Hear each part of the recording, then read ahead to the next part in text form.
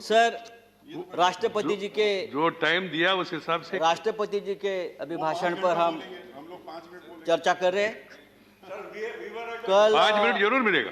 कल धर्मेंद्र प्रधान जी यहाँ बोल रहे थे और बार बार हमारी तरफ कटाक्ष करके हमें ये बोल रहे थे कि सच सुनो, सच सुनने से मोक्ष प्राप्त होता है।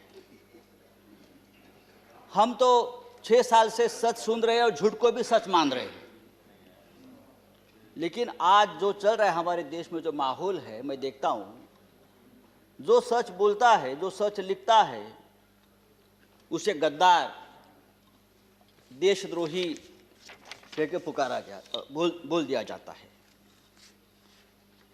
कल इस बारे में चर्चा हम लोगों ने की। दिग्विजय साहब ने बहुत उस बारे में कहा है। सर, जो सरकार से सवाल पूछेगा उस पर देशद्रोही का मुकदमा ठोक दिया जाता है। कितने नाम मैं आपको बता सकता हूं। हमारे सदन में संजय सिंह, जो हमारे सदस्य है संजय सिंह, उसके ऊपर देशद्रोह का मुकदमा है। राजदीप सरदेसाई, जाने माने पत्रकार, जिसको हमने सरकार ने पद्मश्री दिया है, पद्म पुरस्कार सम्मानित किया है, उसको हमने देशद्रोही बना दिया है।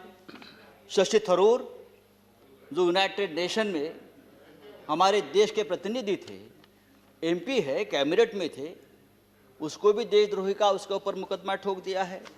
जो सिंघू बॉर्डर पर रिपोर्टिंग करने वाले मंजीत सिंह, धर्मेंद्र सिंह और भी ऐसे बहुत से पत्रकार हैं या लेखक है, उसको हमने इस कानून के तहत, देशद्रोह के कानून के खिलाफ मुकदमा ठोक दिया है।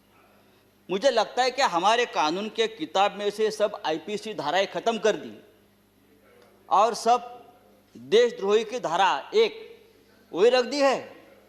डोमेस्टिक वायलेंस हो तो भी देशद्रोह का मुकदमा आप ठोक देंगे। पंतप्रधान मोदी हमारे लिए आदरणीय है। देश के प्रधानमंत्री जी का हम सम्मान करते करते रहेंगे। उन्हें प्रचंड बहुमत मिला है देश चलाने के लिए, हम ये मानते हैं। लेकिन बहुमत जो होता है वो अहंकार से नहीं चलाया जाता। बहुमत बड़ा चंचल होता है।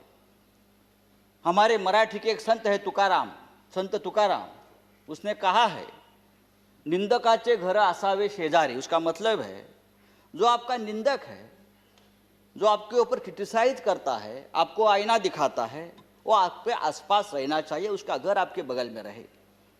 लेकिन आज ऐसा है कि जो निंदा करे, जो टीका करे, आप उसको बदनाम कर देते हो। जैसे किसान आंदोलन, जिस तरह से इस किसान आंदोलन को भी बदनाम करने की कोशिश या साजिश चल रही है, मुझे लगता है देश के प्रतिष्ठा के लिए ठीक नहीं है, किसानों के लिए ठीक नहीं है, हम सब के लिए ठीक नहीं है। 26 जनवरी लाल किले पर तिरंगे का अपमान हुआ, उससे हमारे प्रधानमंत्री बहुत दुखी हो गए, पूरा देश दुखी हो गया। लेकिन लाल किले पर तिरंगे का अपमान करने वाला जो कोई दीप सिद्धू है, वो कौन है, किसका आदमी है, उस बारे में तो आप नहीं बताते। वो किसका आदमी है, उसको किसने ताकत दी है, ये सिद्धू अब तक पकड़ा नहीं गया। लेकिन 200 से ज्यादा किसान इस प्रकरण में तिहाड़ जेल में बंद है और उनके ऊपर देशद्रोह का मुकदमा चल रहा है। 100 से ज्यादा आंदोलक जो युवा है वो लापता है। वो कहाँ है, पुलिस ने उसका क्या किया, उसका एनकाउंटर किया है, क्या क्या मार दिया, वो पता नहीं है। तो ये जो है, ये देशद्रोही है, अपने हक के लिए लड़ते हैं। लेकिन देश प्रेमी कौन है हमारे देश में? अर्नब गोस्वामी, जिसके वजह से एक निरपराध व्यक्ति महाराष्ट्र में जिसने आत्महत्या की, कंगना रनावत, ये देश प्रेमी है। राष्ट्रीय नेशनल सिक्योरिटी ऑफिशियल सीक्रेट संदर्भात, उस संदर्भ में उसने जो सामने लाया है, पूरा ऑफिशियल सीक्रेट तोड़ दिया हमारा। बालकोट स्ट्राइक के बारे में पहले से ही जानकारी सबको बता दी। हाँ, वो आपके शरण में है, उसको आपका प्रोटेक्शन है, ये राष्ट्रीय सुरक्षा का मामला है, आप उसके ऊपर बात नहीं करते। और यही आदमी, यह अर्नब गोस्वामी, जो हमारे मंत्री बैठे हैं वहाँ, प्रकाश जावड़ेकर जी, हम उसका आदर करते हैं, हमारे महाराष्ट्र से, क्या लिखा है उसके बारे में, प्रकाश जी के बारे में, जो उसने पूरा जो आप संभाषण, जो डायलॉग आया है ना, तो एक कैबिनेट को भी ये ठीक नहीं है, हमारे सरकार को ठीक नहीं। एक मंत्री के बारे में एक टीवी एंकर जिस भाषा का इस्तेमाल करता, अरे हम छोड़ो, हम राजनीति में, हमारे बारे में आप कुछ भी बोलो, हम सहन लेंगे। लेकिन एक कैबिनेट में एक हमारे मंत्री है, उस बारे में जो बात करती है, और आपको शर्म आनी चाहिए सबको, आप उसको शरण दे रखिए।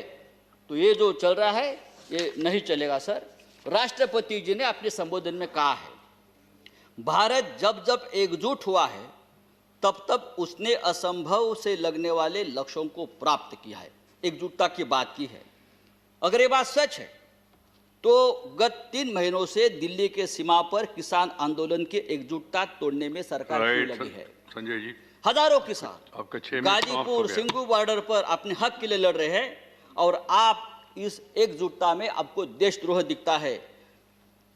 प्लीज। चेयरमैन सर, ये पंजाब, हरियाणा और पश्चिमी यूपी का किसान पूरे देश के किसानों की लड़ाई लड़ रहा है। वो सिर्फ 3 राज्यों की लड़ाई नहीं है, और पूरा देश उनके साथ है। तो उनको देशद्रोह कहना ठीक नहीं। ये पंजाब का किसान, हमारा सिख भाई, जब मुगलों से लड़ा तो हम उसे योद्धा कहते थे, जब अंग्रेजों से लड़ा तो हम उसे देशभक्त कहते थे।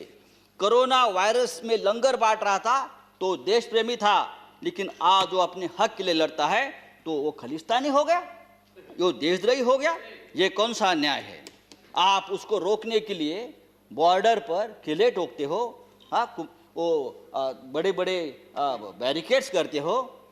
ये बैरिकेड्स, ये किले का जाल अगर आप लद्दाख के बॉर्डर पर करते तो चीन की right Sanjay ji, please. Kilometre अंदर नहीं आती। मैं आपको बताना चाहता हूं सर, ये ठीक नहीं है। लेकिन ये आंदोलन जब तक जिंदा है तब तक हिंदुस्तान जिंदाबाद रहेगा। ये आंदोलन ही हमारी ताकत है, ये देश की ताकत है। महाराष्ट्र टाइम्सचं यूट्यूब चॅनल सबस्क्राईब करा आणि लेटेस्ट अपडेटसाठी बेल आयकॉनवर क्लिक करा।